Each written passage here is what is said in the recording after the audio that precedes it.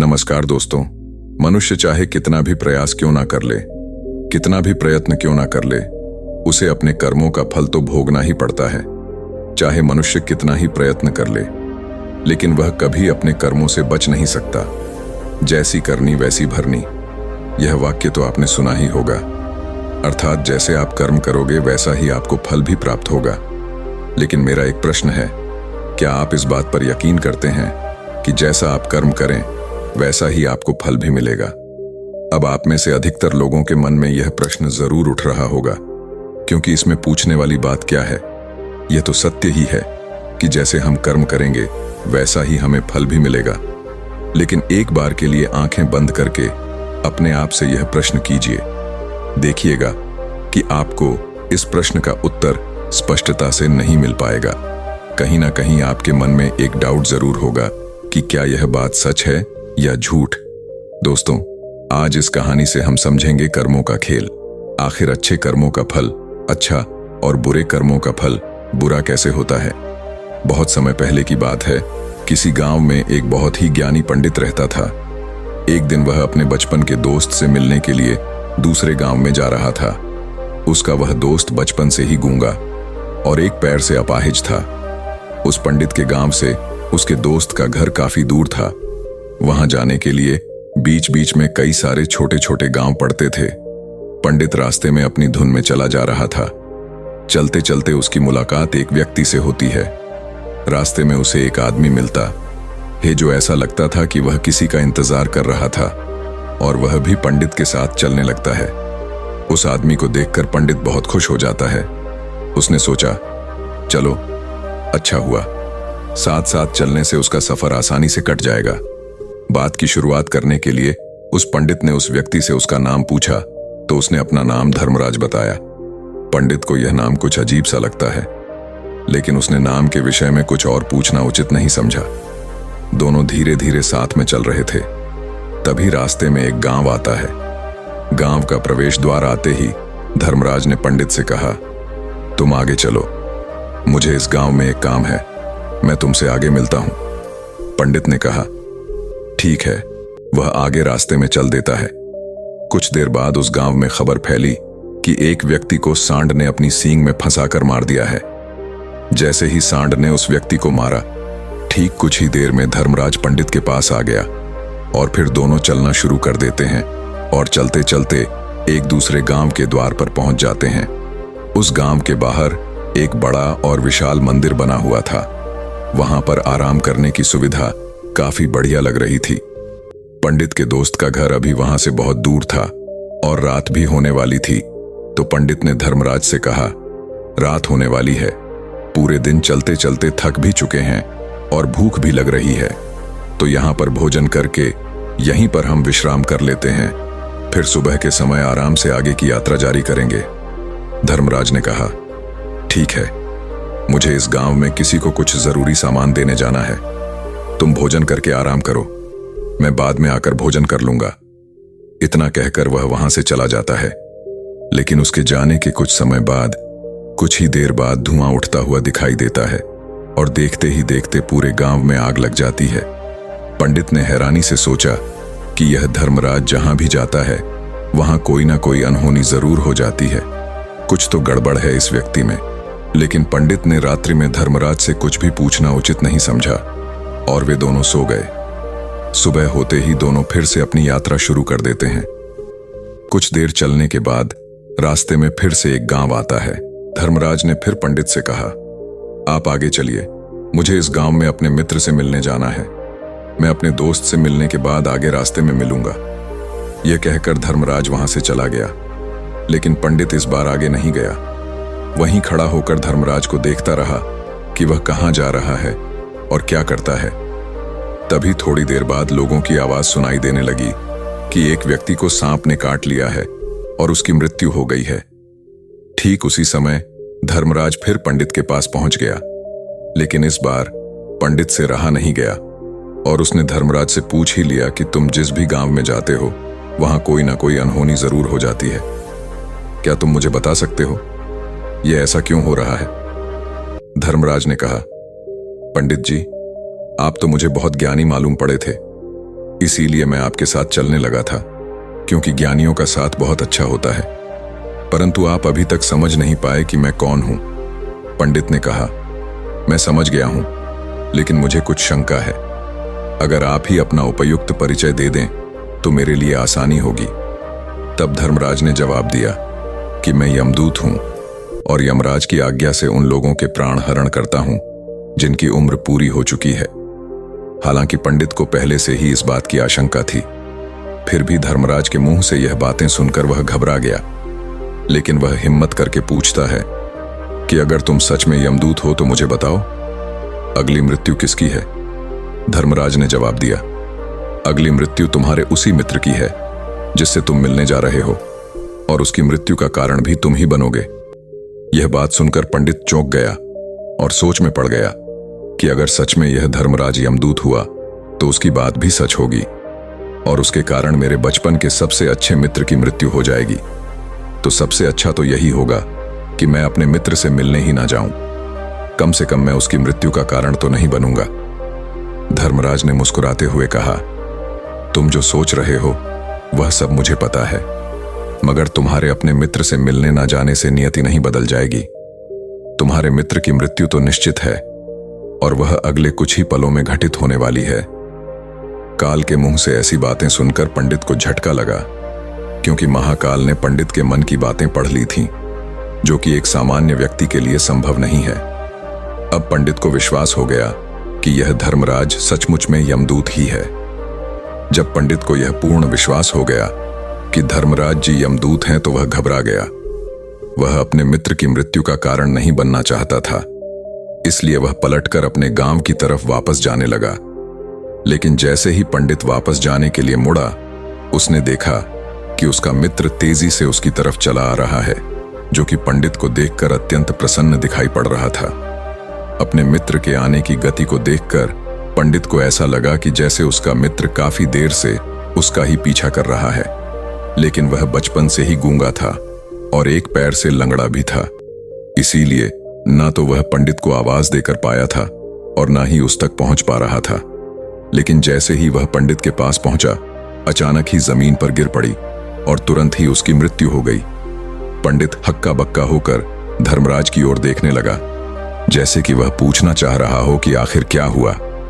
धर्मराज पंडित के मन में उठ रहे प्रश्नों को समझ गया और बोला, तुम्हारे मित्र ने पिछले गांव में ही तुम्हें देख लिया था और वे वहीं से ही तुम्हारा पीछा कर रहा था, लेकिन गूंगा और लंगड़ा होने की वजह से वह तुम तक नहीं पहुंच पाया।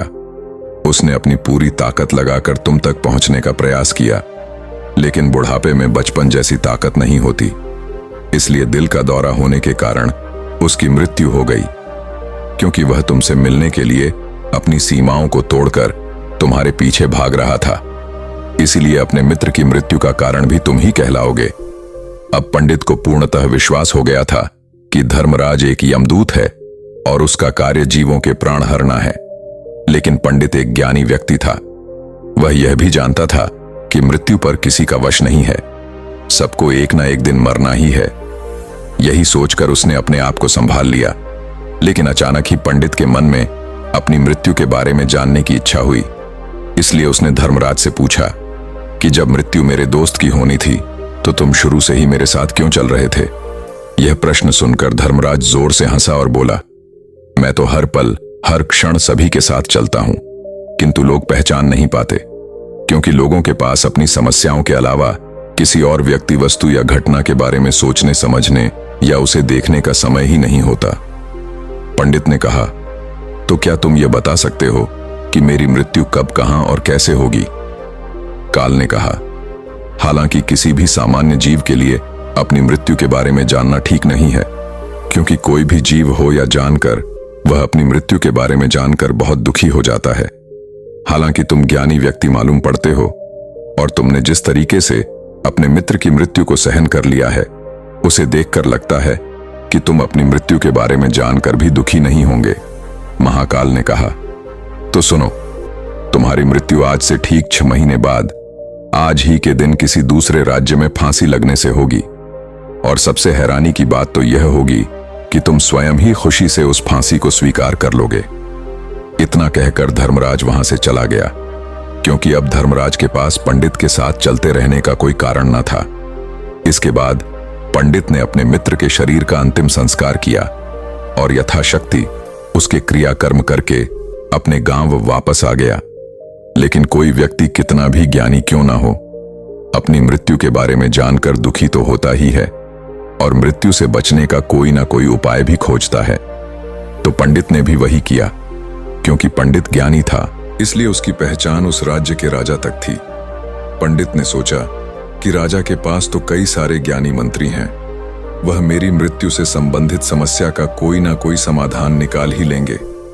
पंडित यही सब सोचता हुआ राज दरबार में पहुंच जाता है और राजा से सारी घटना के बारे में बताता है। राजा ने अपने मंत्रियों को सारी समस्या बताई और उनसे सलाह मांगी। अंत में सभी ने विचार विमर्श करके कहा, अगर पंडित की बात सही है तो उसकी मृत्यु भी 6 महीने बाद ही होगी। लेकिन मृत्यु तो तब होगी जब वह किसी दूसरे राज्य में जाएगा। यदि वह किसी दूसरे राज्य में जाए ही ना तो मृत्यु ही नहीं होगी। मंत्रियों की यह सलाह राजा को भी सही लगी। इसके बाद पंडित के रहने की सारी व्यवस्था महल में ही कर दी गई और राजा के आदेश के बिना उस पंडित से किसी को भी नहीं मिलने दिया जाता था। लेकिन पंडित कहीं भी आ जा सकता था ताकि पंडित को यह न लगे कि वह राजा की कैद में है। परंतु पंडित डर के मारे स्वयं ही कहीं आता जाता नहीं था। धीरे धीरे महीने गुजरते गए और पंडित की मृत्यु का समय नजदीक आने लगा और अंततः वह भी दिन आ गया जिस दिन पंडित की मृत्यु होनी थी। तो जिस दिन पंडित की मृत्यु होनी थी उसकी एक रात पहले पंडित डर के मारे जल्दी ही सो गया ताकि जल्दी से वह रात बीत जाए और अगला दिन आ जाए ताकि उसकी मृत्यु टल सके। यही सोचकर वह जल्दी सो जाता है। लेकिन पंडित को नींद में चलने की बीमारी थी और अपनी इस बीमारी के बारे में वह स्वयं ही नहीं जानता था। तो फिर राजा मंत्री या किसी वैद्य को इसके बारे में बताने का कोई प्रश्न ही नहीं उठता। पंडित अपनी मृत्यु को लेकर बहुत चिंतित था। वह पिछले कई दिनों से ठीक है, सो भी नहीं पा रहा था और नींद में चलने की बीमारी भी तभी होती है जब व्यक्ति ठीक से सो नहीं पा रहा हो। तो उस रात भी पंडित को नींद में चलने का दौरा पड़ा। वह उठा और महल से निकलकर अस्तबल में गया। क्योंकि पंडित राजा का खास मेहमान था, इसलिए किसी भी पहरेदार ने उसे नहीं रोका और ना ही किसी तरह की कोई पूछताछ की। अस्तबल में पहुंचकर वह सबसे तेज चलने वाले घोड़े की पीठ पर सवार होकर नींद में ही अपने राज्य की सीमा से बाहर दूसरे पड़ोसी राज्य में चला गया। इतना ही नहीं, वह दूसरे राज्य के राजा के महल में पहुंच गया। उस महल के पहरेदार ने भी उसे नहीं रोका और ना ही कोई पूछताछ की। सभी लोग रात्रि का अंतिम प्रहार होने के कारण गहरी नींद में थे।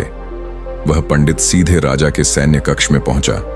जहां राजा और रानी सो रहे थे, वह पंडित वहीं जाकर सो गया। सुबह हुई तो राजा ने पंडित को रानी के बगल में सोया हुआ देखा तो राजा बहुत क्रोधित हो गया। राजा ने पंडित को कैद करने का आदेश दे दिया। पंडित गिरफ्तार हो गया। लेकिन पंडित तो बहुचक्का था। उसे तो कुछ समझ नहीं आ रहा था कि आखिर वह दूसरे राज्य में और राजा के सैन्य कक्ष में कैसे पहुंचा। लेकिन वहां उसकी यह सब सुनने वाला कोई नहीं था। अगली सुबह राजा ने पंडित को दरबार में पेश करने का आदेश दिया। कुछ देर बाद उस पंडित को दरबार में लाया गया।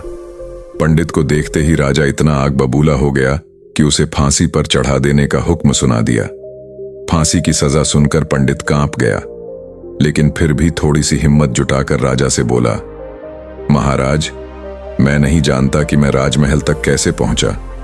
मैं यह भी नहीं जानता हूं कि आपके सैन्य कक्ष तक मैं कैसे आया और आपके महल के किसी पहरेदार या सैनिक ने मुझे रोका क्यों नहीं।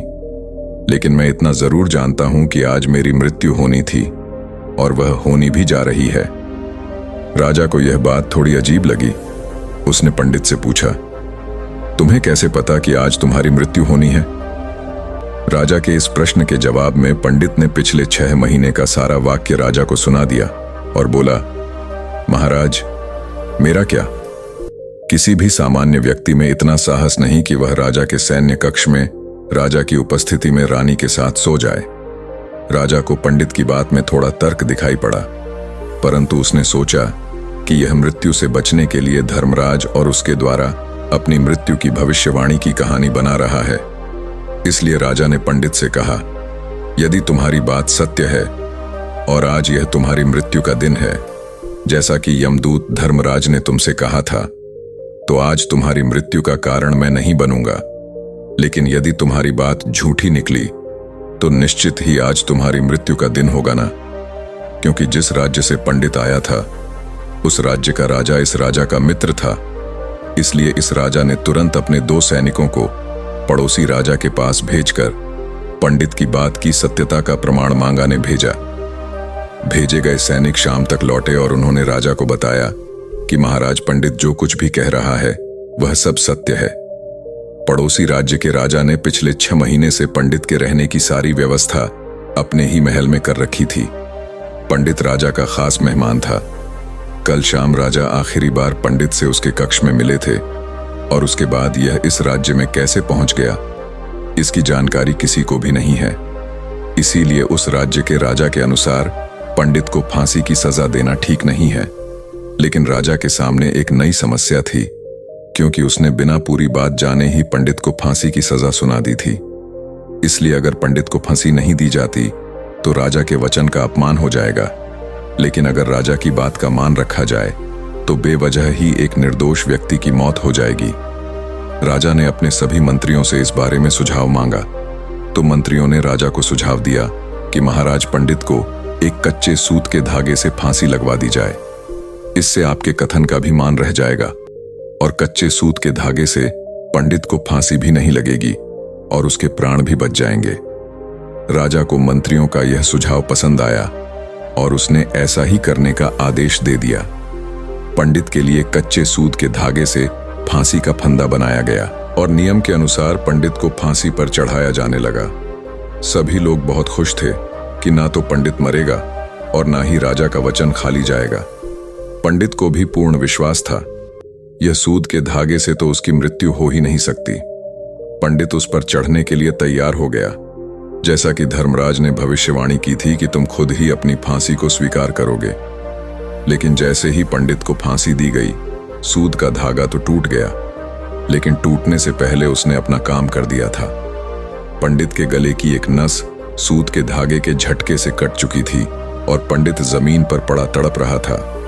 उस पल उसके गले से खून की फुहार निकल रही थी और देखते ही देखते पंडित का शरीर पूरी तरह से शांत हो गया।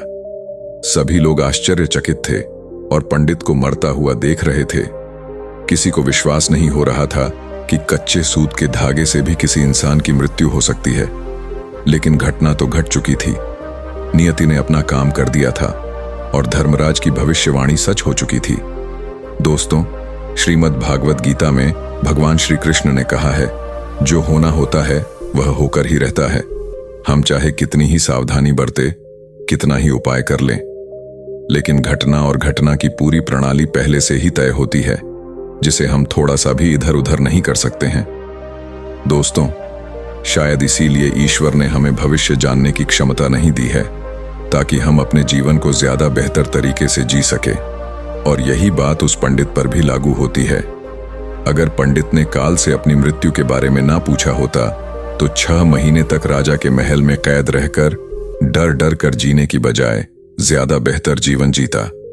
दोस्तों, आपने आज के इस वीडियो से क्या सीखा वह मुझे आप कमेंट में बता सकते हैं। इसी के साथ में उम्मीद है कि आपको आज की वीडियो पसंद आई होगी, तो इस वीडियो को उस इंसान को शेयर करें जिससे यह कहानी सुनने की जरूरत है, और उसी के ठीक बाद अपने चैनल सनातनी दूत को सब्सक्राइब करें। तो चलिए फिर मिलते हैं ऐसी एक और नई वीडियो में एक नए मैसेज के साथ। तब तक के लिए अपना ख्याल रखें। धन्यवाद और नमो बुद्धाय।